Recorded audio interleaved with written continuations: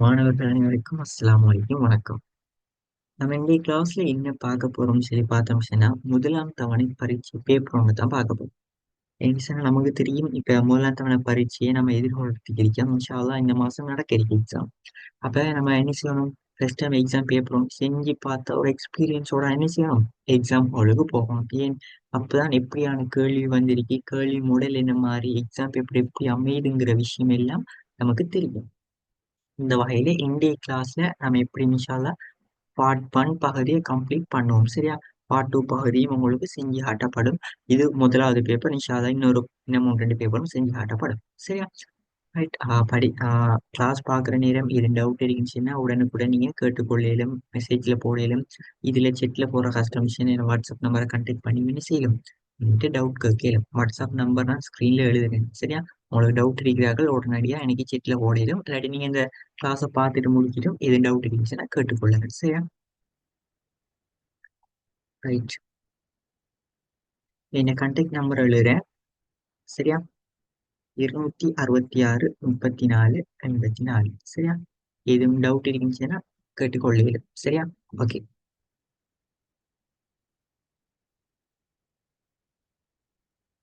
Right. இப்ப நம்ம பார்ப்போம். இது ஜப்னாவுல நடந்த ஒரு எக்ஸாம் பேப்பர் உண்டு. சரியா? ஃபர்ஸ்ட் டைம் எக்ஸாம் பேப்பர் உண்டு. இதுல வந்து இருக்கிற கேள்வியில பார்ப்போம். இப்ப முதலாவது பார்த்தோம்னு சொன்னா என்ன கேள்வி கேட்டிருக்கிறான்? பின்வருவனவற்றுள் இது விரல் அடையாளத்தை வாசிக்கும் பொறியில் தரவாக பயன்படுத்தப்படுகின்றது. இங்க கேள்வி என்ன? இப்ப விரல் அடையாளத்தை வாசிக்கும் பொருள் என்ன? Finger print machine. இது எங்க மேக்சிமம் பயன்படுத்துவா? ஸ்கூல்ல பார்த்தோம்னு சொன்னா ஸ்டாஃப் அதாவது டீச்சர்ஸ் மாரு வருகை நேரம், போற நேரம் எல்லாம் பார்க்கறதுக்கு இந்த மிஷினை பயன்படுத்துவாங்க. அடுத்தது கம்பெனிகள்ல எல்லாம் அந்த ஸ்டாஃப் மாதிரி வர போற டைமுக்கும் இதை யூஸ் பண்ணலாம். நிறைய இடங்கள்ல இப்ப என்ன இதுதான் யூஸ் பண்ணப்படுது ஃபிங்கர் பிரிண்ட் மிஷின். ஓகே.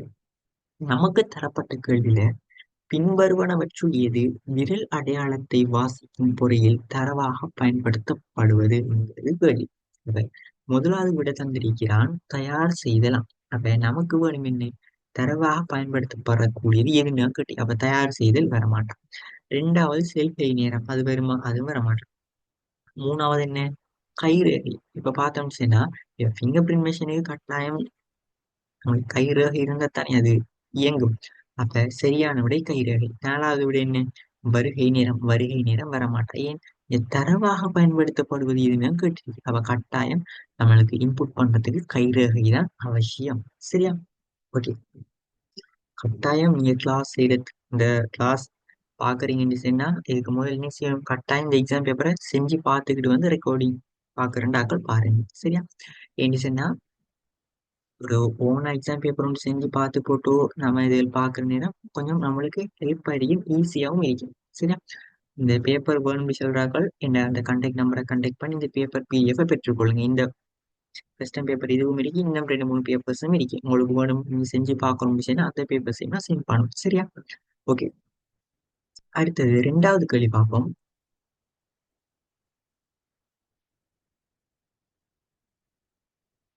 பின்வருவனவற்றுள் அரசாங்கத்திலிருந்து தொழிலாளர்களுக்கு வழங்கப்படும் சேவை எது சொல்லி கேட்டிருக்கு.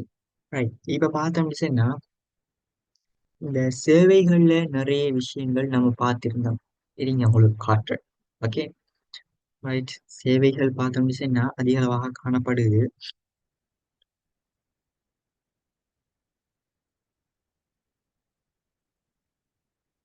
ஓகே. இப்ப மின் அரசாங்கத்துல சேவையில பார்த்தோம்னு சொன்னா G2C இருக்கு, G2G இருக்கு, G2B இருக்கு, G2E இருக்கு. இதுல என்ன கேள்வியாக கேட்டிருக்கிறேன். நான் உங்களுக்கு தியரி பார்ட் கிளாஸ் நடக்கிற நேரம் தெளிவா சொல்லியிருந்தேன். இதுக்குள்ள இருந்துதான் கேள்வி கேட்பான், இதுக்குள்ள இருக்கிற பாயிண்ட்ஸ் தான் கேட்பான்னு உங்களுக்கு பல வாட்டி சொல்லியிருக்கேன். தயவு செய்து இதுக்குள்ள என்னென்ன பாயிண்ட்ஸ் இருக்கு, G2Cல சிட்டிசன்ஸுக்கு என்னென்ன இருக்கு, கவர்மெண்ட்டுக்கு என்னென்ன இருக்கு, எல்லாத்தையும் தெளிவா பார்த்து கொள்ளுங்க. இந்த இதுல இருந்து அந்த கேள்வி வந்திருக்கு. ரைட். ஓகே. இப்ப பார்ப்போம்.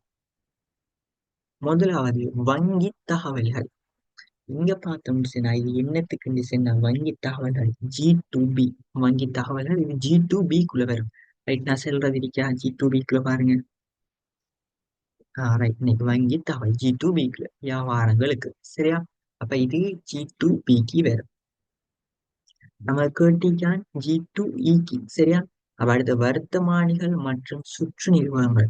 வர்த்தமானிகள் மற்றும் சுற்று நிறுவனங்கள் சரியாக G2E வரும். Right? வர்த்தமானி சுற்று நிறுவனம் G2E.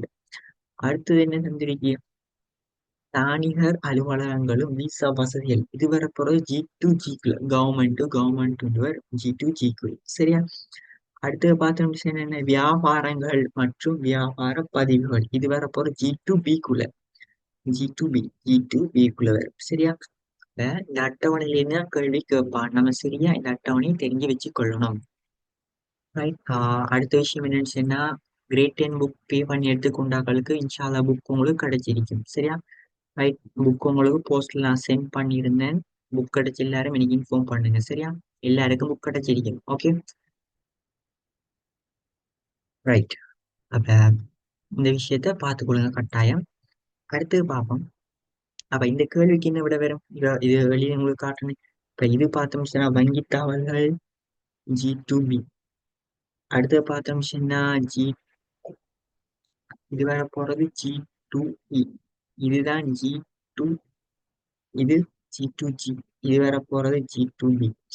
நமக்கு இருக்கிறான் G2E சரியா. ரெண்டாவது விட வரும் சரியா. அடுத்தது நான் தெளிவா சொல்லியிருந்தேன் LMS என்னன்னு சொல்லி. LMS எப்படி காணப்படும், இந்த கேம்பஸ் LMS நான் உங்களுக்கு ஓபன் பண்ணி ஸ்கிரீன்ஷாட் பண்ணி காட்டியிருந்தேன். இதுதான் LMS, இப்படித்தான் இருக்கும், இது என்னென்ன விஷயம் காணப்படும் எல்லா விஷயமும் சொல்லியிருந்தேன் LMSக்கு. இப்ப இங்க கேள்வி கேட்டிருக்கிறான், LMS விரிவாக்கம் யாது? முதலாவது லேர்னிங் மெட்டீரியல் ஷாப் ஒரு ஆன்சர் தந்திருக்கான், இது வரமாட்டா. லேர்னிங் மியூசிக் சிஸ்டம் இப்படி ஒன்றே நம்ம பார்க்கல. லேர்னிங் மேனேஜ்மெண்ட் சிஸ்டம் இதுதான் சரியானது. லேர்னிங் மெட்டீரியல் சிஸ்டம் இப்படி ஒன்றும் இல்லை. இதுதான் சரியானது. நான் சொன்ன மாதிரி நிறைய விஷயங்கள்ல ஷார்ட் ஃபார்ம் புக்ல இருக்கு, அது எல்லாத்தையும் மென்ஷன் பண்ணியிருந்தேன். கட்டாயம் அதுகளை பார்த்துக்கொள்ளும். ஏன் இப்படியான கேள்வி அது கட்டாயம் வரும்.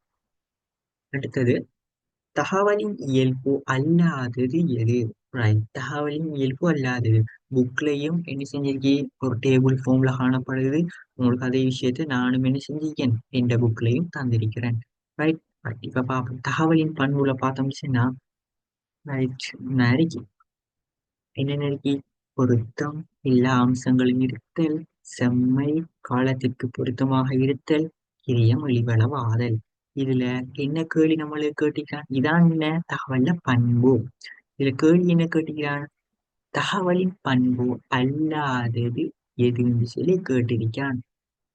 அப்ப தகவலுக்கு ஒரு சில பண்புகள் காணப்படுது. இப்ப என்னென்னு சொல்லி நான் காட்டுகிறேன். அது அல்லாத பண்பு இருந்ததுதான் நமக்கு இஞ்ச கேள்வி. ரைட். ஓகே. இப்ப பார்ப்போம். முதலாவது துல்லியம், தகவல் துல்லியம், அது ஒரு பாயிண்ட்ஸ். அடுத்தது அளவு. இந்த அளவுன்ற ஒரு விஷயம் என்ன தகவல்ல பண்புக்குள்ள இல்லை. பொருத்தம், அதுவும் ஒரு பண்பு. காலத்திற்கு பொருத்தமாயிருக்கு, அதுவும் ஒரு பண்பு. அப்ப ரெண்டாவது தான் இதுக்கு விட சில தகவலின் இயல்பு அல்லாதது. அடுத்தது தொலை மருத்துவத்தின் சேவை அல்லாதது. ரைட். தொலை மருத்துவம் என்னங்கிற விஷயம் நான் சரியான முறைக்கு படிப்பிச்சேன் சரியா. இதுல பார்த்தோம்னா இதுல அல்லாதது என்று சொல்லி கேட்டிருக்காங்க. தொலை சிகிச்சை பராமரிப்பு கிளியரா நோட்ஸ் பார்த்தோம். வீட்டிலிருந்து சிகிச்சை பெறுதல் பார்த்தோம். தொலைபயிற்சி பார்த்தோம். இலத்திரனியல் முன்பதிவு விஷயம் அதுக்குள்ள இல்லை. அப்ப இது என்ன செய்ய மாட்டா, தரமாட்டா. அப்ப இதுதான் ஆன்சர். அடுத்தது பார்த்தோம்னா ஒரு பெரிய பண்ணையில் விலங்குகளின் இருப்பிடத்தை கண்டறிய பயன்படுத்தப்படும் சாதனம் எது? இதுவும் நான் தியரி பாட்டுல படிப்பிச்ச விஷயம். ரைட். மாடுகள்ல அந்த காதுகள்ல அந்த அணியிற அந்த எலோ களப்பட்டி மாதிரி உண்டு, இன்னத்துக்குங்கிற விஷயம் இல்லாம என்ன கிளியரா படிப்பிச்சிருந்தேன். சிசிடிவி என்னன்னு சொல்லி தெரியும், RFID என்னன்னு தெரியும், இதுல EEG ET எல்லாம் இருக்கு. அப்ப இதுல சரியான விட எதுன்னு சொல்லி பார்த்தோம்னு நான் என்ன ஆன்சர் தெரிஞ்சாக்கள் செட்ல போடலும் சரியா. RFID இதுதான் நம்மட ஆன்சர். ஒரு பண்ணையில் விலங்குகளின் இருப்பிடத்தை கண்டறிய பயன்படுத்தப்படும் சாதனம் RFID. நான் சொல்லியிருந்தேன் எல்லாருக்கும் எல்லாத்திர விரிவாக்கமும் என்ன தெரிஞ்சிருக்கணும். ஷார்ட் ஃபார்ம் இல்ல நம்மளுக்கு பார்க்க ஈஸியா இருக்கும் பாடமாக்கிறதுக்கு ஷார்ட் ஃபார்ம் எல்லாம். பட் கேள்வி கேட்கிற நேரம் என்ன நம்ம தான் விட செல்ல போறோம். ரைட். இப்ப இது எங்க இருக்குன்னு உங்களுக்கு டவுட் இருக்கும், RFID காட்டுறேன் இன்னைக்கு பாருங்க.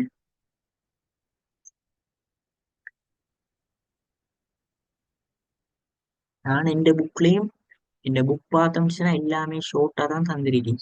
கவர்மெண்ட் புக்ல இருக்கிற எல்லா விஷயத்தையும் ஷோர்ட் பண்ணி அழகா புக் மாதிரி தந்திருக்கிறேன். நீங்க எழுதுறது கொண்டீங்களே ஜஸ்ட் பாடமாக்குற, அதாவது பாடமாக்குறது என்றால் சும்மா கதை புத்தகம் வாசிக்கிற மாதிரி பார்த்தா சரி இந்த புக் அப்படித்தான் இருக்கு இந்த புக். ஓகே.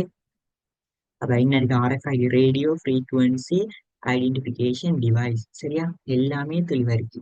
ரைட், நம்ம படிச்ச விஷயம் அப்படியே கேள்வி இருக்கு, ஆனா பிள்ளை விட்டுற போடா. Right, okay. அடுத்தது பார்ப்போம். தன்னியக்க தொடரை கட்டுப்பாட்டு கணிப்பானை கண்டுபிடித்தவர் யார்? இதுவும் நான் என்ன கிளியரா ஒவ்வொன்றா படிப்படியா படிப்பிச்சிருந்தேன். இதுல இருந்து இது அப்டேட் ஆகி இது வந்துச்சு, இதுல இருந்து இது அப்டேட் ஆகி இது வந்துச்சு, இந்த எல்லா விஷயமும் என்ன படிச்சு இருந்தோம். Right, okay. இதுல பார்த்தோம் சொன்னா தன்னியக்க தொடரை கட்டுப்பாட்டு கணிப்பானை கண்டுபிடிச்சான்னு சொன்னா ஹாவர்ட் ஐகன். உங்களுக்கு மத்ததெல்லாம் பார்க்கணும்னு சொன்னா நீங்க கட்டாயம் புக்லாம் பார்த்துக்கணும். நான் எல்லா விஷயமும் படிப்பிச்சிட்டேன். ரைட், இருங்க எங்க காட்டுறேன், எங்க இருக்கீங்க. ரைட், நீங்க ஒரே பேஜ்ல பார்த்துக்கொள்ளுங்க அப்போ.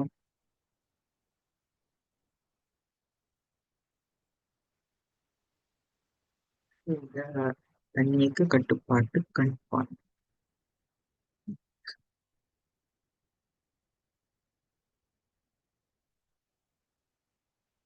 தன்னியக்க தொடரை கட்டுப்பாட்டு கணிப்பான் கிடைக்க நீங்க பார்த்துக்கொள்ளேன். யாரால? அவர் ஐக்கனால தன்னியக்க தொடரை கட்டுப்பாட்டு கணிப்பான்.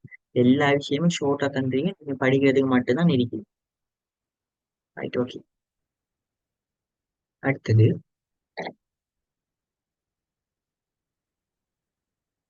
உலகின் முதலாவது பொறிமுறை கணித செய்கைகளை செய்யும் உபகரணமாக கருதப்படுவது எதுங்கிற கேள்வி கேட்டிருக்கிறாங்க. அதே நோட்ஸ்ல இருக்கு, சரியா? ஹெட்டிங் மிஷின் இதுக்கு ஆன்சர். உலகின் முதலாவது பொறிமுறை கணித செய்கைகளை செய்யும் உபகரணமாக கருதப்படுவது. அபாகஸ் செய்யும் சீனர்களால் ஃபெஸ்ட் கணித்தல்கள் செய்யறது கொண்டுவரப்பட்டது.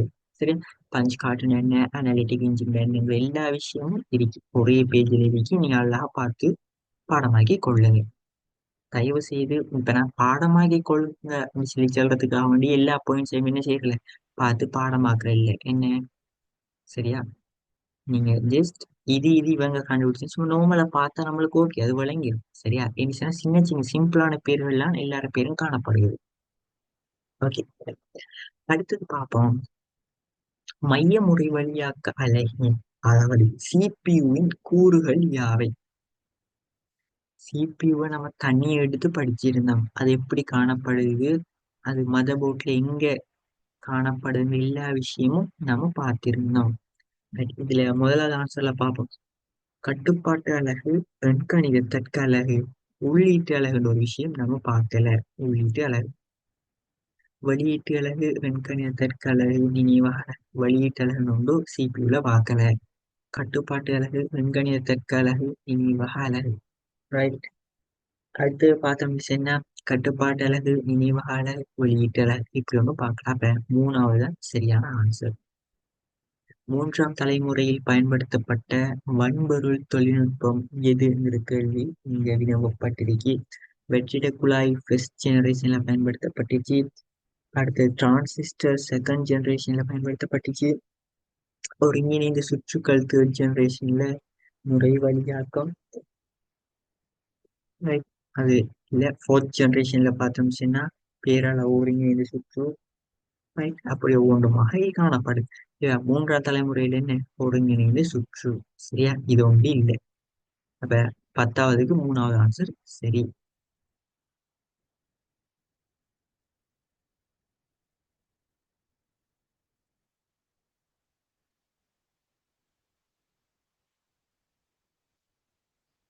கணனியின் பரிணாம வளர்ச்சியுடன் அதிகரித்த செல்லும் அம்சம் யாது? இப்ப கணனி என்ன செஞ்சுச்சுன்னா ஒரு காலத்துல இருந்து படிப்படியா வளர்ச்சி அடைஞ்சு இப்ப இருக்கிற ஒரு நவீன காலத்துக்கு வந்திருக்கு. இப்ப நம்ம இங்க இருக்கோம், நவீன ஒரு காலத்துல இருக்கோம். இது வரைக்கும் வந்ததுல ஒரு அம்சம் உண்டு, என்ன செஞ்சு அம்சம் உண்டு அதிகரிச்சு செஞ்சிருக்கா, அது என்னங்கிறது தான் இங்க கேள்வி.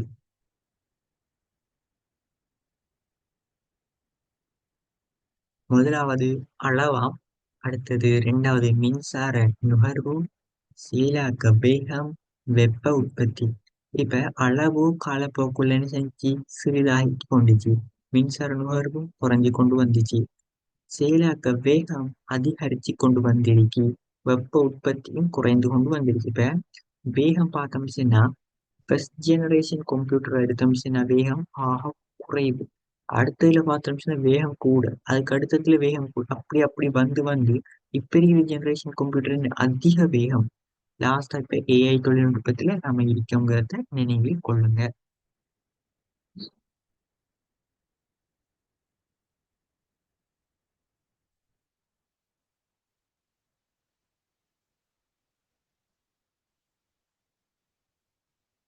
அடுத்தது, கணனிகளை தொழில்நுட்பத்திற்கேற்ப வகைப்படுத்துவது தொடர்பான சரியானது எது? Right, நம்ம கணனி வகைப்படுத்தலும் அழகான முறையில படிச்சிருந்தோம். சரியா? எல்லாமே படிச்சுட்டு அந்த அதே விஷயம் தான் வந்திருக்கு. புதுசா அங்க ஒன்றுமே இல்லை. சரியா? இங்க பாருங்க என்ன இருக்கு. கணனி வகைப்படுத்தல் எப்படி அளவுக்கே பெருக்கி தொழில்நுட்பத்திற்கே பெருக்கி நான் இன்னொன்னு சொல்லியிருந்தேன் என்ன? நோக்கத்திற்கே பண்ணி சொல்லி அப்ப நான் படிப்பிச்ச அதே விஷயம் அப்படியே கேள்வியா வந்திருக்கு. சரியா? தயவு செய்து என்ன மனத்தாப்படுற மாதிரி பல விட்டு போடான். சரியா? அளவுக்கேற்பையில பார்த்தோம்னா மீக்கணனி, பெருமுக கணனி, சிறு கணனி, தனியால் அளவு நுண்கணனி. தொழில்நுட்பத்துல பார்த்தோம்னா ரெண்டே ரெண்டு தான் அனலாக் அல்லது டிஜிட்டல். ஒத்திசை கணனி, இலக்கமுறை கணனி, அடுத்தது கலப்பின கணனி. கலப்பின கணனி எப்படிப்பட்டதா காணப்படும்? இந்த அனலாக்கையும் டிஜிட்டலையும் சேர்த்த மாதிரி. சரியா? கலப்பின கணனி. அப்ப இங்க நம்மட கேள்வி என்ன கேட்டிருக்கிறான்? கணனிகளை தொழில்நுட்பத்திற்கேற்ப வகைப்படுத்துவது தொடர்பான சரியானது எது? தொழில்நுட்பம். அப்ப தொழில்நுட்பத்துல பார்த்தோம்னா இங்க என்னென்ன இருக்கு? மூணு இருக்கு. ஒத்திசை கணனி அனலாக், அடுத்த இலக்கமுறை கணனி டிஜிட்டல், அடுத்த ஹைபிரிட் கலப்பின கணனி. அனலாக் டிஜிட்டல் ஹைபிரிட்ல இங்க ஒரே ஒரு விடா வந்திருக்கு என்ன? ஒத்திசை கணனி அனலாக் கம்ப்யூட்டர்ஸ். அப்ப 12க்கு மூணாவது ஆன்சர். அடுத்தது, உள்ளீட்டு சாதனங்களை மட்டும் கொண்ட தொகுதி எது? அப்ப கணனில உள்ளீடுகளை மட்டுமே கொள்றதுக்கு பயன்படுத்தப்படுற சாதனங்களை கொண்ட தொகுதி எதுன்னு கேட்டிருக்கிறான். ஓகே, இங்க பார்ப்போம். அச்சுப்பொறி வெளியீட்டு சாதனம் வரமாட்டா. ஒளியியல் பேனா சுட்டி சாவி பலகை, சாவி பலகை சுட்டி கணனி திரை. இப்ப இது சும்மா கணனி திரைன்னு இருக்கி அது என்ன வெளியீட்டு சாதனம் வரமாட்டா. அச்சுப்பொறி வரமாட்டா வெளியீட்டு சாதனம். ஒளிபெருக்கி வெளியீட்டு சாதனம். பழுடுகளில் வெளியீட்டு சாதனம் இது வரமாட்டா. அப்ப 13க்கு டிரெக்டா ரெண்டாவது ஆன்சர். சரியா? பார்த்தோட இல்ல சிம்பிள் கேள்வி, எல்லாமே படிச்ச விஷயம். ஓகே, பின்வருவனவற்றுள் உள்ளீடாகவும் வெளியீடாகவும் தொழிற்படக்கூடிய சாதனம் இது. சரி, இதுக்கு நல்லா கேள்விய வாசிச்சு கொள்ளணுமா? உள்ளீடாகவும் வெளியீடாகவும். இங்க தொடுதிரை வரும். தொடுதிரை என்ன செய்யும்? உள்ளீடாகவும் பயன்படுத்தப்படும், வெளியீடாகவும் பயன்படுத்தப்படும். ரைட்.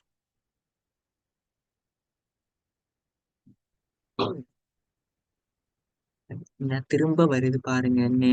காசோலை செம்மையை சோதிக்க பின்வருவனவற்றுள் எந்த சாதனம் பயன்படுத்தப்படுகின்றதுங்கிற கேள்வி என்ன கேள்விப்பட்டிருக்கு. முதலாவது ஓசிஆர். என்ன ஓசிஆர் என்னத்துக்கு பயன்படுத்தப்படுற? புத்தகங்கள் இருக்கிற பக்கங்கள்ல வருடி ஸ்கேன் பண்றதுக்கு. எம்ஐசிஆர்ன்ற ஒரு விஷயம் இருக்கு. எம்ஐசிஆர் தானே என்ன? காசோலை செம்மையை பார்க்கறது. அப்ப இதுக்கு ஆன்சர் எம்ஐசிஆர். அடுத்தது ஓஎம்ஆர்ன்ற ஒரு விஷயம் இருக்கு. எம்சிக்யூவை கரெக்ட் பண்றதுக்கு. ஏடிஎம் மிஷின் நம்மளுக்கு நார்மலா தெரியும். ஏடிஎம் மிஷின் நீங்க சொல்லி காசு எடுக்கிறதுக்கு பயன்படுத்தப்படுற மிஷின் பேங்குல காணப்படும். அப்ப எம்ஐசிஆர் தானே என்ன ஆன்சர். அடுத்தது, பின்வருவனவற்றுள் எது அரை இருவழிப்போக்கு முறைக்கு உதாரணமாகும்? Right. அரை இருவழிப்போக்கு முறையில பார்த்தோம்னா நமக்கு தெரியும் இன்னும் ரெண்டு மூணு முறைகள் காணப்படுது. எடுத்துக்கோங்க உங்களுக்கு காட்டணும்.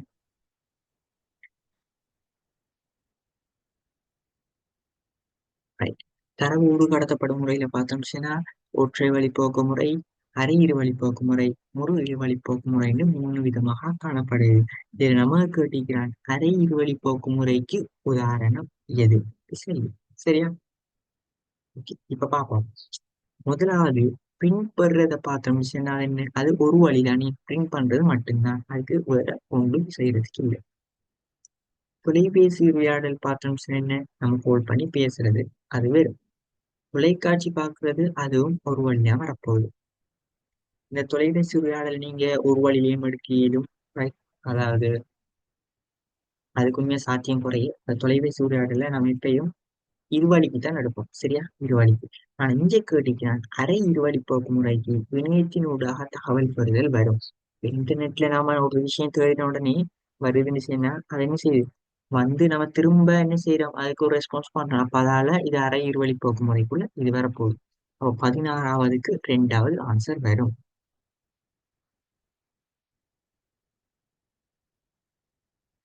அடுத்தது பார்ப்போம். பின்வருவனவற்றுள் எது ஒரு அழுத்தா அச்சுப்பொறிக்கான எடுத்துக்காட்டாகும்? அச்சுப்பொறியில வகையில பார்த்திருந்தோம். அழுத்த அச்சுப்பொறி அழுத்த அச்சுப்பொறிண்டு வகைகள் பார்த்திருந்தோம். இங்க அழுத்த அச்சுப்பொறிக்கான எடுத்துக்காட்டுக்கு உதாரணம் என்னன்னு சொல்லி கேட்டிருக்கேன். இதுக்கு விட பார்த்தோம்னா வெப்ப அச்சுப்பொறி வரும். சரியா? உங்களுக்கு டவுட் இருந்துச்சுன்னா நான் சரி படல காட்டுறேன். அப்படி ஒரு விஷயம் இருக்கா இல்லையா என்னன்னு சொல்லி.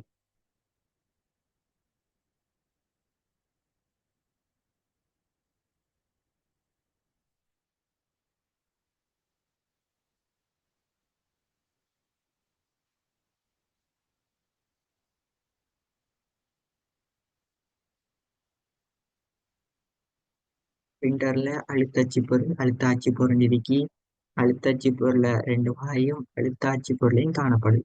சரி, இதுல பாயிண்ட்ஸ் எல்லாமே உங்களுக்கு கிளியரா நான் தந்து சரியா படிப்பிச்சிருக்கேன். உங்களுக்கு இந்த சந்தேகம் இருந்துச்சுன்னா நீ இந்த நோட்ஸ்ல சரியா பார்த்துக்கொள்ள முடியும். சரியா?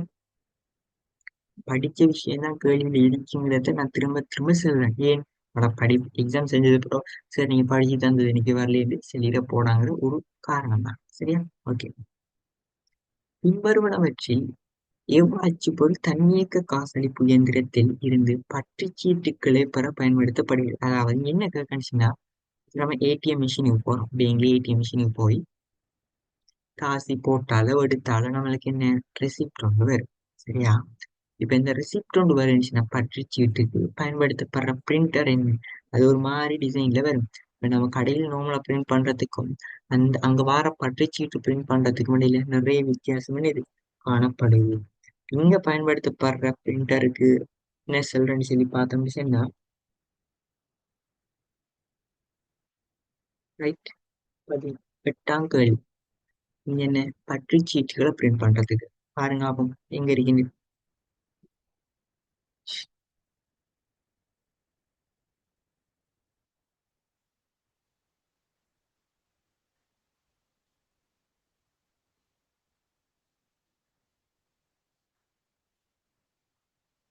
இயக்க காசளிப்பு பொறி ஆகியவற்றில் பற்றுச் சீட்டுக்களை வழங்குவதற்கும் சுட்டுத் துண்டுகளை அச்சிடுவதற்கும் இது அதிக அளவில் பயன்படுத்தப்படுகின்றது. என்ன பயன்படுத்தப்படுகின்றது? வெப்ப அச்சுப்பொறி பயன்படுத்தப்படுகின்றது. ரைட்டா? ரைட். அடுத்தது பின்வருவனவற்றில் எது ஒரு அழித்தகு நினைவகத்திற்கு எடுத்துக்காட்டாகும்? அழித்தகு நினைவகம், அழித்தகா நினைவகங்கள் எல்லாமே படிச்சு முடிச்சிட்டோம். ரைட். இங்க பாப்போம். ரெம் ரெம்முன்னு ஒன்று இருக்கி, சிடின்னு ஒன்று இருக்கி, ரொம்முன்னு ஒன்று இருக்கி, ஹார்ட் டிஸ்க்னு ஒன்று இருக்கி. இதெல்லாம் என்ன செய்ய மாட்டா? அழிய மாட்டா. என்ன? அழிய மாட்டா. சேமிப்புல இருக்கும். இது என்ன செய்யும்? உங்களுக்கு அழித்தாக நினைவகம் அழியக்கூடியது. ரெம் எப்படிப்பட்டது? கரண்ட் இருக்கும் மட்டுக்கும் இருக்கும். கரண்ட் போனுச்சுன்னா போனது போனதான். ஆனா ரொம் எப்படிப்பட்டது? எழுதினா எழுது அதுல பிக்ஸ் பண்ணின மாதிரி இருக்கு ரொம். ரொம்ல என்னென்ன விஷயம் காணப்படுது அது எப்படி அந்த டிசைன் ரொம் காணப்படும் எல்லாமே நம்ம படிச்சு முடிச்சிட்டோம். சரியா? டவுட் இருக்குன்னு சொல்லி சொல்லிடப்படும். அதாவது கிளாஸுக்கு வந்த ஸ்டூடெண்ட்ஸ். ஓகே. குறைந்த கொள்ளளவுடைய சேமிப்பு சாதனம் எதுன்னு ஒரு கேள்வி கேட்டிருக்கு. இப்ப கொள்ளளவு அடிப்படையில ஏறு வரிசையிலையும் இறங்கு வரிசையிலாம் எல்லா சாதனங்களும் பார்த்திருந்தோம். கொள்ளளவு ஆக குறைந்தது floppy disk. Right. Floppy disk எப்படி காணப்படும் எல்லாமே படிச்சு தந்துட்டேன். சரியா? டவுட் கொண்டு செல்லிட போறான். நீங்க காட்டுறேன். நான் சொல்லியிருந்தேன் எனக்கு சோம் இல்லை நான் 2 நாள் கிளாஸ் செய்யவும் இல்லை. இன்றைய கிளாஸும் உங்களுக்கு கட்டாயம் இது செய்யணுன்றதுக்காக வேண்டி தான் நான் செய்யறேன். சரியா? கட்டாயம் ஒழுங்கா படிச்சுக்கொள்ளுங்க. எக்ஸாமையும் நல்ல முறையில செய்ய பார்க்கணும். Right. இதுதான் என்ன ஃப்ளாப்பி டிஸ்க் எப்படி காணப்படுது? இதுதான் ஃப்ளாப்பி டிஸ்க். இடப்பக்கம் காணப்படுறது இந்த பிளாக் ப்ளூ ஒயிட்ல காணப்படுது. Floppy disk. அநேகமான ஊடுகள்ல அது காணப்படும். சரியா? அடுத்தது, கணனியுடன் ஒரு விசைப்பலகையை இணைக்க பயன்படுத்தப்படும் துறை. ரைட். அடுத்தது, போர்ட்ஸ் படிச்சிருந்தேன். இப்ப பார்த்தோமே போர்ட்ஸ், என்னென்ன போர்ட்ஸ், இந்த கணனியின் துறைகள். இதுல என்ன கேள்வி கேட்டிருக்கிறான்? இப்ப விசைப்பலகையை இணைக்க பயன்படுத்தப்படும் துறை யாது என்பதுதான் உங்களுக்கு கேள்வி. இப்ப நமக்கு தெரியும். இப்ப இதுல தரப்பட்ட விடையின் அடிப்படையில இப்ப இருக்கிற நவீன காலத்துல விசைப்பலகையை ப்ளூடூத் ஊடாக கனெக்ட் பண்றா வயர்லெஸ்ல. சரியா? ஆனா ஒரு காலம் இருந்துச்சு, என்னத்துல கனெக்ட் பண்ணினாங்க? யூஎஸ்பில கனெக்ட் பண்ணினாங்க, யூஎஸ்பி டைப்ல. அதுக்கு முதல் பிஎஸ்2 துறைன்னு ஒன்று காணப்பட்டுச்சு. பிஎஸ்2 துறை இன்னைக்கு பாருங்க, ரெண்டு கலர்ல இருக்கு பிஎஸ்2 துறை. ப்ளூ, கிரீன் ஒன்று, அடுத்தது பர்பிள் கலர் ஒன்று இருக்கு அப்படின்னு நினைக்கிறேன். ரைட்.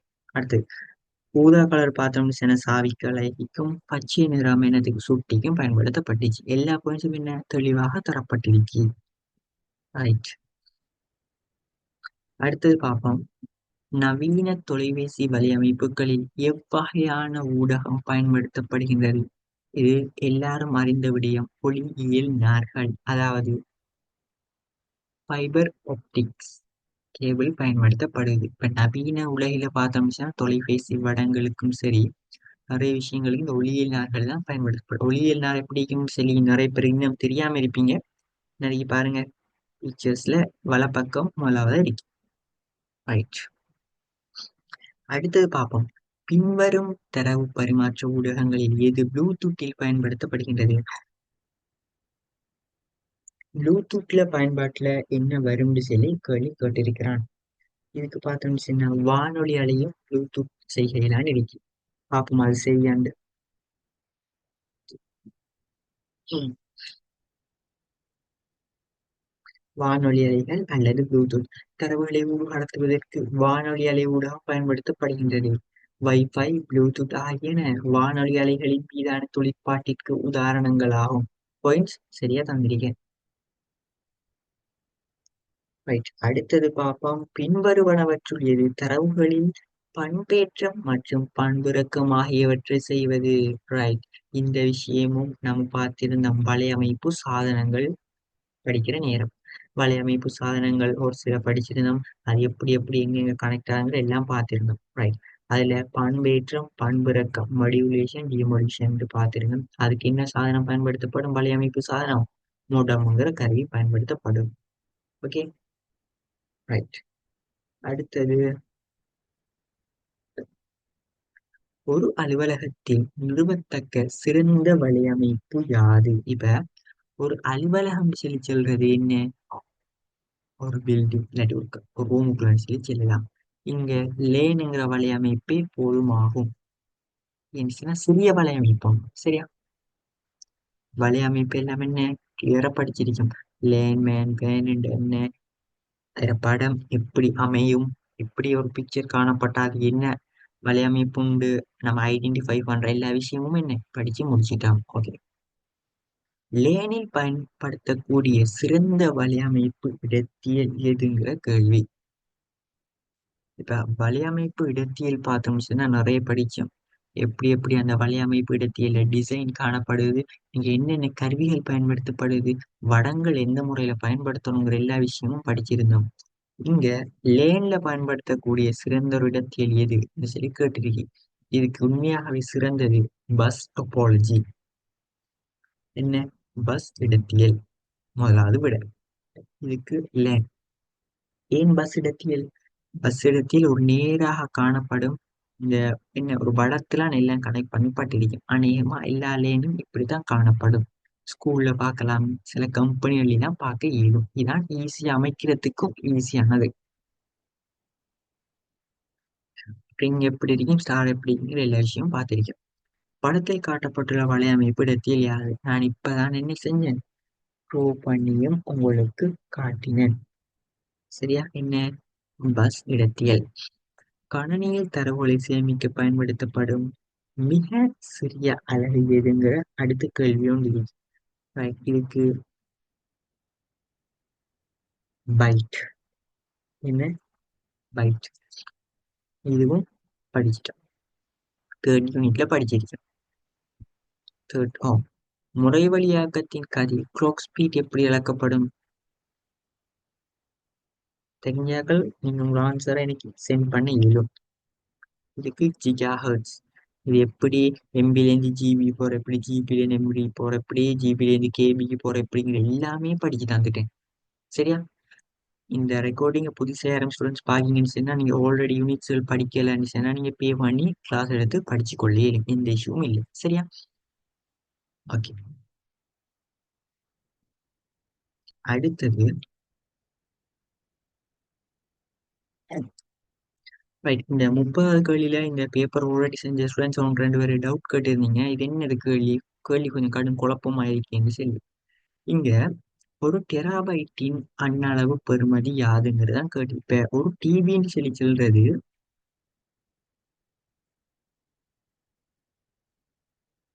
இந்த கேள்வி டெஸ்ட் எப்படி அமையும் சொல்லி சொல்றேனே, இதெல்லாம் 106 வர மாட்டா, 10 6 வரும். 10 6. சரியா? 10 6 தான் வரும். இங்க பார்ப்போம். முதலாவது ஒரு டிபின்னு சொல்லி சொல்றது 1024 ஜிபி. என்ன ஜிபி? சரியா? 1024 ஜிபி. இத இந்த கேள்வியில அண்ணளவு பெருமானம் சொல்லியிருக்கேன் தானே. அண்ணளவு பெருமானம் சொல்லி சொல்றது ஒரு டிவியை நம்ம 1000 சொல்லி எழுதுறதான் அண்ணளவு பெருமானம் சொல்லி சொல்றது. இதை ஒரு மட்டம் கட்டின ஒரு பெருமானத்துக்கு மாற்று. அப்ப இது எப்படி எழுதலாம்? 13 எழுதலாம். 13 ஜிபி. இதானது. சரியா? இப்ப நமக்கு இந்த கேள்வி விடையில எது சரின்னு சொல்லி வர, எம்பில தந்திருக்கேன், ஜிபில தந்திருக்கேன், கேபில தந்திருக்கேன். அப்ப 1 × 13 ஜிபின்ற ஒரு ஆன்சர் இருக்குன்னு சொன்னா என்ன? ஒரு டிவிக்கு சமனானது. இது சரியா வரும். அது என்ன? உங்க விடையில இல்லை. எல்லாம் 10 6 இருக்கு. அப்ப 1 × 13. இப்ப நமக்கு தெரியும் 1024 ஜிபி சொல்லி சொல்றது. 1024 ஜிபி.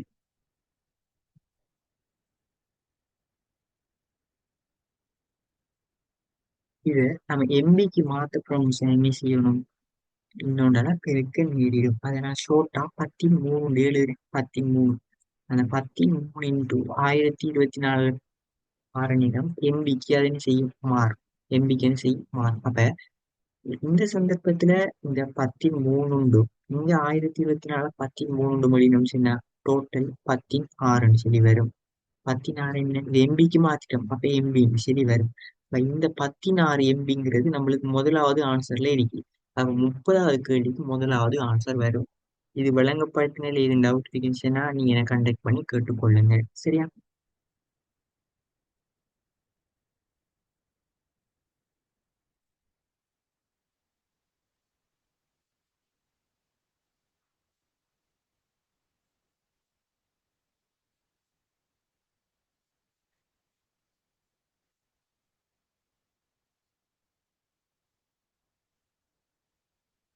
இவருள்ளவற்றில் எது தரவு பெருவழிக்கதி அடிப்படை சாதனங்கள் ஏறுவரிசையாக காட்டுவது? ஏறுவரிசை என்ன? 1 2 3 உண்டு. சின்னத்துல இருந்து பெருசு நோக்கி போறது. இறங்கு வரிசை என்ன? இறங்கு வரிசைன்னு சொல்றது பெருசுல இருந்து சின்ன நோக்கி வாரது. சரியா? 6 5 4 3 2 பெருசுல இருந்து சின்னது போறது இறங்கு வரிசை. இது ஏறு வரிசை. நமக்கு கேள்வியில கேட்டிருக்கிறான் என்ன? ஏறு வரிசையாக இருக்கிறது. ஏறு வரிசையில இருக்கிறது பார்த்தோம் சொன்னா இந்த சிடி இருக்கு, hard disk, RAM, cache memory. இது ஒரு வரிசையில இல்லை. இங்க மூணாவது பார்த்தோம்னு சொன்னா கேச் மெமரி, இருக்கு, ரேம் இருக்கு, ஹார்ட் டிஸ்க் இருக்கு, சிடி இருக்கு. கொஞ்சம் பொருந்தணும் மாதிரி இருக்கு. சரி மாதிரி. இங்க RAM, cache memory, CD, hard disk. இங்க hard disk, cache memory, RAM, CD. இதுல பார்த்தோம்னு சொன்னா சரியானது மூணாவது தான் வரும். இப்ப நம்ம வெளியில அங்க சாட்டை பார்ப்போமே. தரவு பெருவழிக்கதை அடிப்படை சாதனம் வேறு தரவு பெருவழிக்கதை.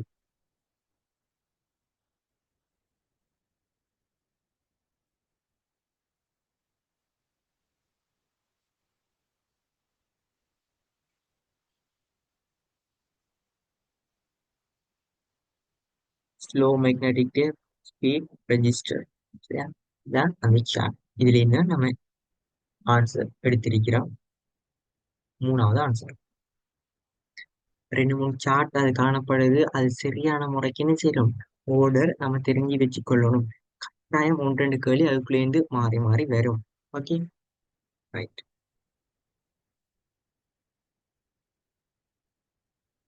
இப்ப பார்ப்போம். இப்ப 32 இருந்து நான் நினைக்கிறேன் 40 வரைக்குமான கேள்விகள் நம்ம சிஸ்டத்துலாம் இருக்கு. நம்ம சிஸ்டம் கேள்விகள். ரைட். நான் ஒரு குறிப்பிட்ட டைம் தாரேன். இல்லாட்டி நீங்க வீடியோ பாக்கீங்கன்னா ஸ்டாப் பண்ணி வச்சுட்டு இந்த கேள்விகளை செஞ்சு பார்த்துக்கிட்டு உங்களோட ஆன்சர் சரியா அப்படின்ட்டு நீங்க செக் பண்ணிக்கொள்ளுங்க. சரியா?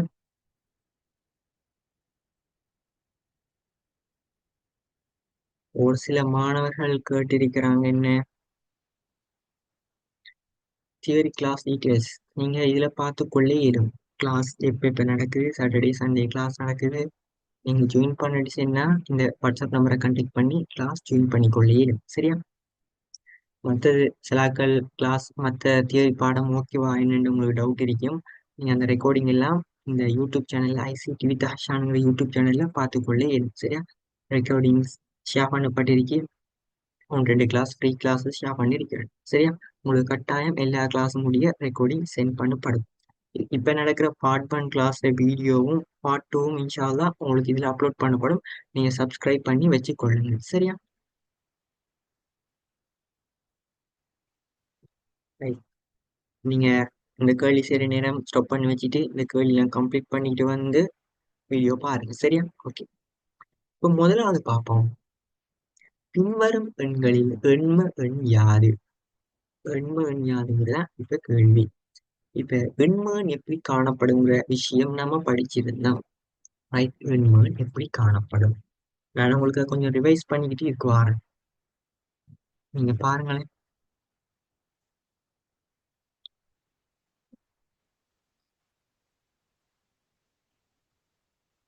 செல்லுல ஜஸ்ட் இந்த டேபிள மட்டும் காட்டுறேன். நீங்க வழங்கி பார்த்து கொள்ளுங்க.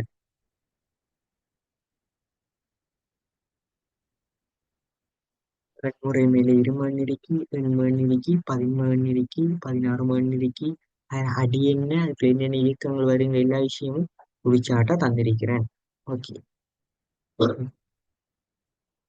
இப்ப முதலாவது கேள்வி, பின்வரும் எண்களில் எண்ம எண் யாது? எண்மண் இங்க இலக்கம் வந்திருக்கு. இது 16 மண் வரமாட்டா.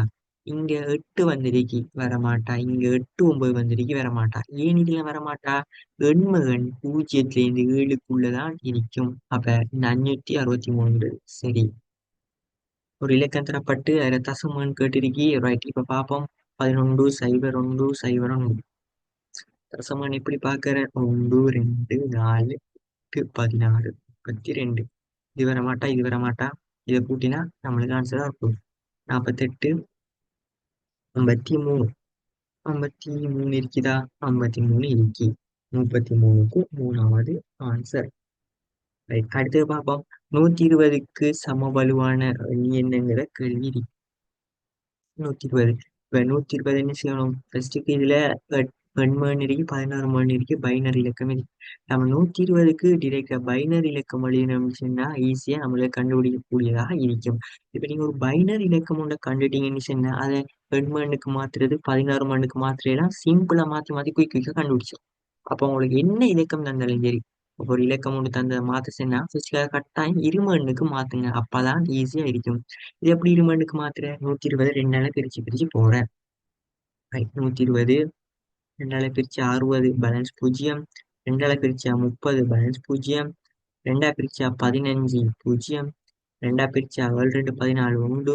ரெண்டா பிரிச்சா 3 2 6 உண்டு. ரெண்டா பிரிச்சா 1 2 உண்டு. அப்ப என்ன விட கீழே இருந்து மேல நோக்கி எழுதணும்.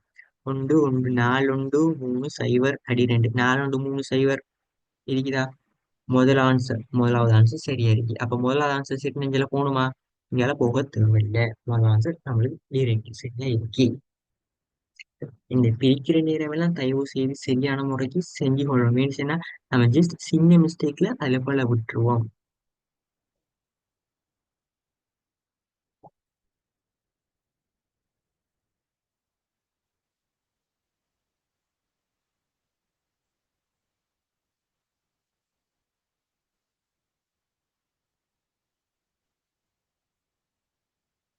பின்வரும் எண்களில் இது குறைந்த பட்ச மதிப்பெண்ணை கொண்டுள்ளது. ரைட், இதை நம்ம மாத்தி மாத்தி பார்ப்போமே.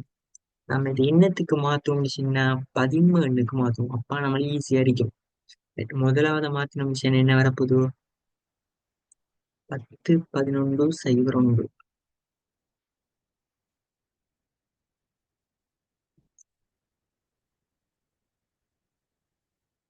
இதை மாத்தினோம்னு சொன்னா 1, 2, 4, 8, 16, 32. எனக்கு ஈஸியா பாடம்ங்கிறதுக்காக நான் அப்படி போடுறேன். Right, okay. 44 உண்டும் 45. எது நான் செய்யறதுல எதுவும் போல இருக்கீங்கன்னா நீங்க தாராளமா நீங்க சொல்லலாம். அதுல இங்கிலீஷும் இல்லை. சரியா? நான் இது உங்களுக்கு போட்டது டவுட் இருக்கு. திரும்ப செஞ்சாட்டம் பாருங்க. மூலாவது இலக்கம் என்ன? 10, 11, 01. 0, 2, 1, 2, 2, 2, 3, 2, 4, 2, 5. 2 பூஜ்ஜியம் எதிர பூஜ்ஜியமா மடுக்கும் இப்பயும் உண்டு. இது 2 1 2 2 2 4 2 3 8 2 4 16 2 5 32. சரி, இதை வச்சுக்கொண்டு தான் நான் குடிக்க அது கொண்டிருந்தேன்.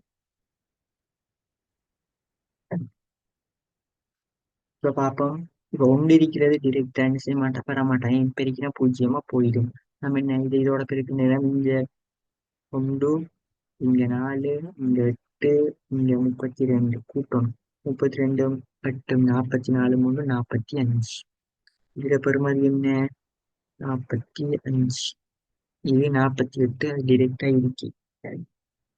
36 அடி 8. 36 அடி 8 மாத்துவோம்.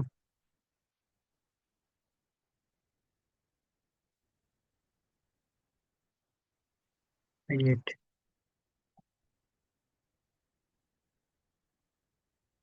இது நாம டிரெக்டா என்ன செய்யலாம்? பைனரிக்கு ஈஸியா மாத்தலாம். பைனரிக்கு ஈஸியா எப்படி மாத்துற? 6 பைனரியில எழுதுற. எப்படி?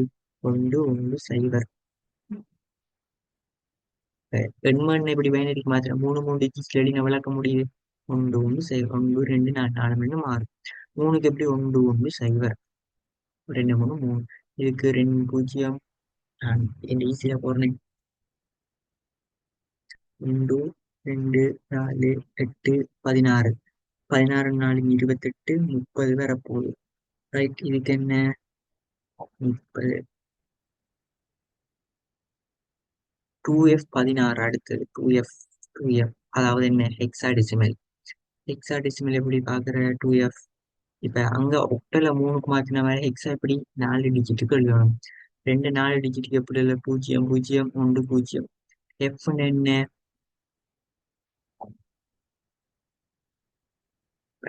இது தெரியாம இருக்கும் சில ஆட்களுக்கு. ஏக்கு 10, B C D E F. 11 12 13 14 15. எஃப்க்கு என்ன? 15. அப்ப 15 எழுதி நம்பிச்சுன்னா 4 ஒன்று வரும். சரி, இது நீ பாடங்கிறதுல நான் டிரெக்டா எழுதுறேன். நீங்க பிரிச்சு பார்த்து போட எழுதும். ரைட், இப்ப பார்த்தோம்னா இதுக்கு நம்ம கண்டா 1 2 4 8 16 32. இந்த பூஜ்ஜியம் தர மாட்டோம். 32 8 44 46 47 இங்க வரப்போது. இங்க 48 இருக்கு. ரைட், கேள்வி என்ன? குறைந்த மதிப்பெண்ணை பெற்ற என்னன்னு சொல்லி கேட்டிருக்கு. அப்ப 36. இதுதான் விட இரண்டாவது.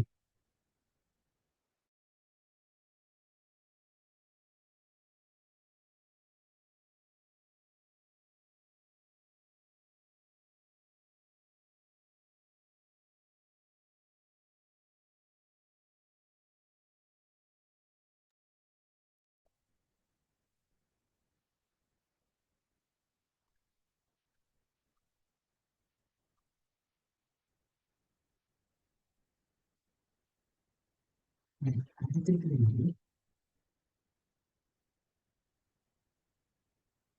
ஒரு இலக்கம் தரப்பட்டு மிக குறைந்த பொருளுடைய LSB மற்றும் கூடிய பொருளுடைய MSB என்பது கேட்டிருக்கு. சரியா? MSB LSB கேட்டிருக்கு. உங்களுக்கு ஸ்கிரீன்ல ஒரு பார்வையில காட்டிருக்கேன். MSD LSD MSB LSB. Right, இதுதான் அந்த சின்ன பார்ட். அதை எப்படி காண்ற, அதை எப்படி குயிக்காங்கிறது ஒரு பார்வையில நீங்க விளங்கிக் கொள்ளக்கூடியதாக இருக்கும். இதற்கு மேலதிகமான ஃபுல், அதாவது ஃபுல் எக்ஸ்பிளனேஷன் சரியான முறையில் இன்ஷா அல்லாஹ் விரைவில் என் யூடியூப் சேனலை ஷேர் பண்ணுறதுக்கு இருக்கிறேன். கட்டாயம் சப்ஸ்கிரைப் பண்ணி வச்சுக்கொள்ளுங்க. நீங்கள் அதை பார்ப்பீங்க. சரியா? ரைட். அப்போ இதை அடிப்படையாக வச்சுக்கொண்டு ஆன்சர் தெரிஞ்சாக்கள் செல்லிடும். இதுக்கு இப்போ பார்ப்போம். இங்க மிக குறைந்த பொருளுடைய பிட் எல்எஸ்பி எம்எஸ்பி இங்க ரெண்டுமே பார்த்தோம்னா ஒன்று ஒன்று தான் வரும். ஏன் அதுதான் சரியான ஆன்சரா இங்க வருங்கிறது நமக்கு தெரியும். இங்கேயும் இது தான் ஆன்சர் ஒன்று ஒன்று நாலாவது ஆன்சர் வரும். இதுல ஃபுல் இந்த எம்எஸ்பி எல்எஸ்பி நிறைய பேர் ரெக்கார்டிங் அதாவது கேட்டிருந்தீங்க. நீங்க ஆல்ரெடி படிப்பித்து இருக்கேன். சரி, நான் இது ஃபுல்லா சரியான முறைக்கு இன்னும் நான் செஞ்சு ஸ்டூடெண்ட்ஸுக்கு செல்லலை. அப்ப நீங்க என்ன செய்யலாம், இன்ஷால்லா நான் யூடியூப்ல ஷேர் பண்ணுவேன். இதுல ஃபுல் எக்ஸ்பிளனேஷன் வீடியோ கட்டாயம் பார்த்துக்கொள்ளுங்க. சரியா? ஓகே. பின்வரும் எண்களில் இது 16 7 a 16க்கு சம வலுவானது. 37வது கேள்வி. ரைட். இப்ப நான் சொல்லியிருந்தேன் என்ன, இது 16 மணில இருக்கு, இதுக்கு சம வலுவானது எதுன்னு சொல்லி இந்த கேள்வி கேட்டிருக்கேன். ரைட். இப்ப இந்த கேள்விக்கு விடையை பார்த்தோம்னா நான் உங்கள்கிட்டயே விடுறேன். சரியா? நீங்க இதை செஞ்சீங்கன்னு சொன்னா கட்டாயம் இதுல ஆன்சர் என்னங்கிறத நீங்க இந்த வீடியோ பாக்குற நேரம் கமெண்ட் செக்ஷன்ல சென்ட் பண்ணுங்க. சரியா? 37வதுக்கு என்ன ஆன்சர், முதலாவதா ரெண்டாவதா மூணாவது நாலாவதா என்ன ஆன்சருங்கிறத நீங்க எனக்கு கமெண்ட்ஸ்ல போட்டு விடுங்க. சரியா? ஓகே. அடுத்தது பார்ப்போம். 38வது கேள்வி. பின்வரும் எண்களின் ஏறுவரிசைப்படுத்தலை சரியாக காட்டுவது யாது? ஏறுவரிசைப்படுத்தல் என்ன?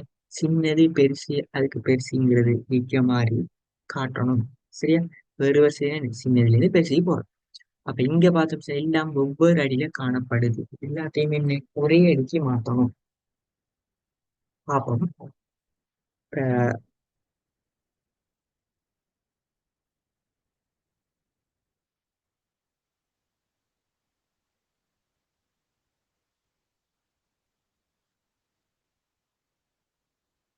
இதுக்கு பார்த்தோம்னா 32, இங்க 35 வரப்போகுது. இது 35, இது 35. 76 பார்த்தோம்னா 76 பார்த்தோம்னா 7க்கு 3 உண்டு, 6க்கு 1 உண்டு, செய்வது 1 நாள். இங்க 1 2 4 8 16 32 30 40. இந்த கூட்டுத்தொகை என்ன? கண்டாக்கள் குயிக்கான மெசேஜ் போடுங்க. இங்க வேற போறது 28 30 62.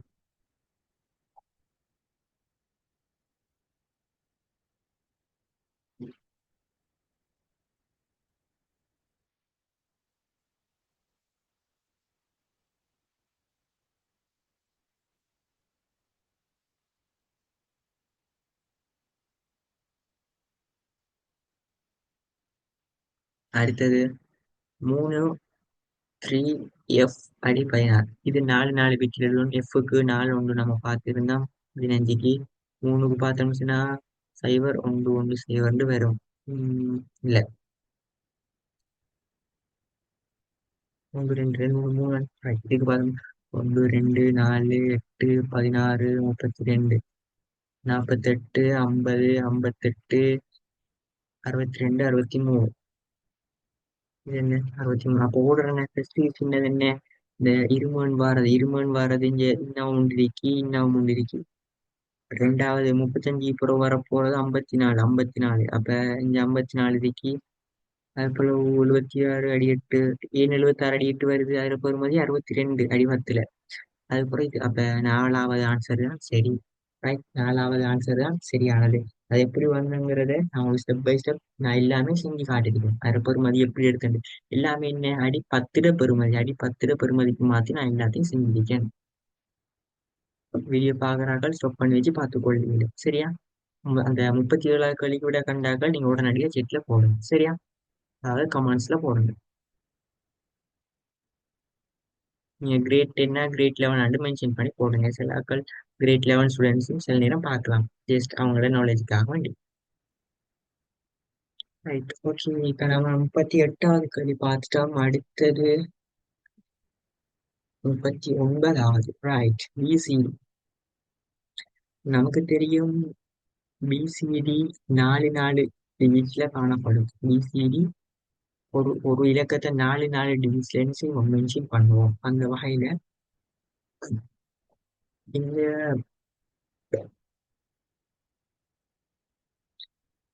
மிகப்பெரிய எதுன்னு சொல்லி கேட்டிருக்கிறான். இதோட சொல்லி பார்ப்போம்.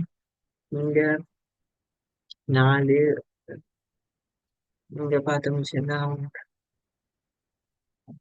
இங்க 54 வருது. இங்க ஈஸி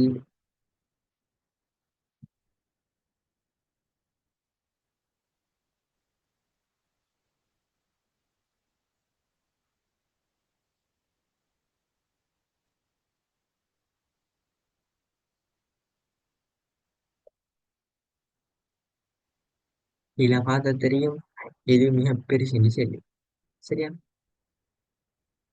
இது எப்படி கண்டென்ட் இது எப்படி கண்டென்ட் கொஞ்சம் பிறகு இப்ப டவுட் இருக்கு. இப்போ ஒரு இலக்கத்தை எடுத்து காட்டுறேன்னா சைவர் சைவர்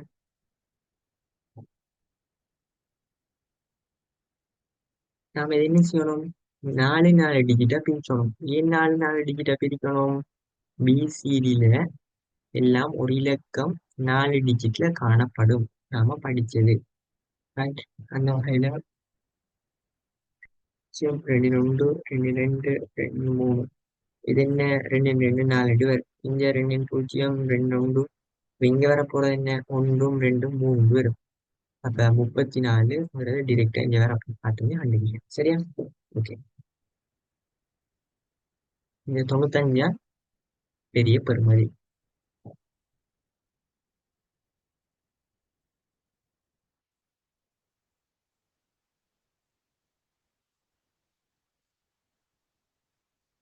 அடுத்தது ASCII. ASCIIல சிங்கிற லெட்டரை 11 0000 11 குறிச்சிருக்கான். ASCII நம்மளுக்கு தெரியும் 7 டிஜிட்ல நம்ம குறிப்போம். 7 டிஜிட்ல குறிப்போம். சரியா?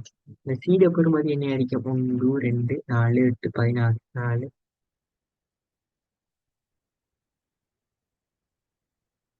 100 96 99 சிக்கு 99 வரும். சரியா?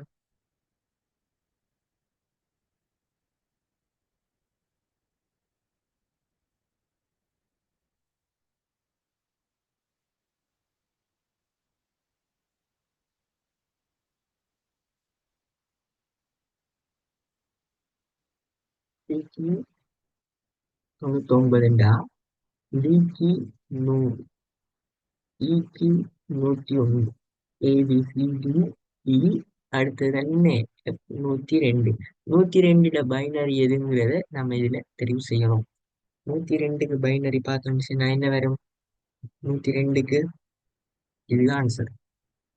நாலாம் ஆன்சர். எப்படி டவுட் எப்படி வந்தது? நீங்க 102 என்ன செய்யணும்? ரெண்டால பிரிக்கணும்.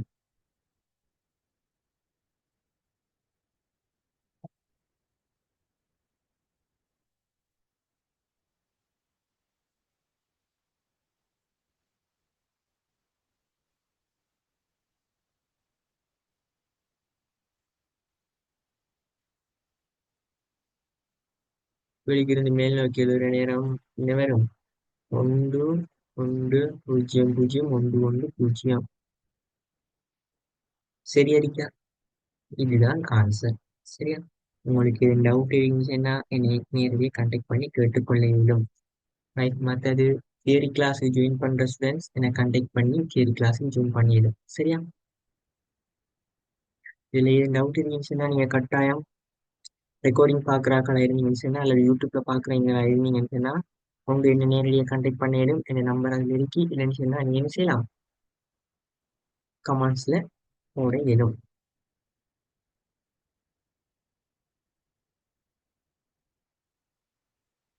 கிளாஸ் எப்போ நடக்குது என்னங்கிற டீட்டெயில்ஸ் எல்லாமே இதில் ஷேர் பண்ணியிருக்கிறேன். நீங்க பார்த்துக்கொள்ள இயலும். என்னோட வாட்ஸ்அப் நம்பரை கான்டாக்ட் பண்ணி கிளாஸ் ஜாயின் பண்ணுற ஸ்டூடெண்ட்ஸ் ஜாயின் பண்ணிக்கொள்ளுங்க. உங்களுக்கு எல்லா டேர்முக்கு முதலும் டேர்ம் எக்ஸாம் உங்களுக்கு எக்ஸ்பிளனேஷன் நடக்கும். சரி, அதுல எந்த பயமும் நீங்க கொள்ள தேவையில்லை. சரியா? மற்றது நீங்க எங்களோட யூடியூப் சேனல்ல ஒன்று ரெண்டு ஃப்ரீ கிளாஸஸ் வீடியோஸ் நீங்க பார்த்துக்கொள்ளலாம். இதை தாண்டி நம்ம ஒன்று ரெண்டு கிடக்கும், நீங்க பாருங்க. இந்த பிளேலிஸ்ட்ல உங்களுக்கு பார்த்து தெரியும். சரியா?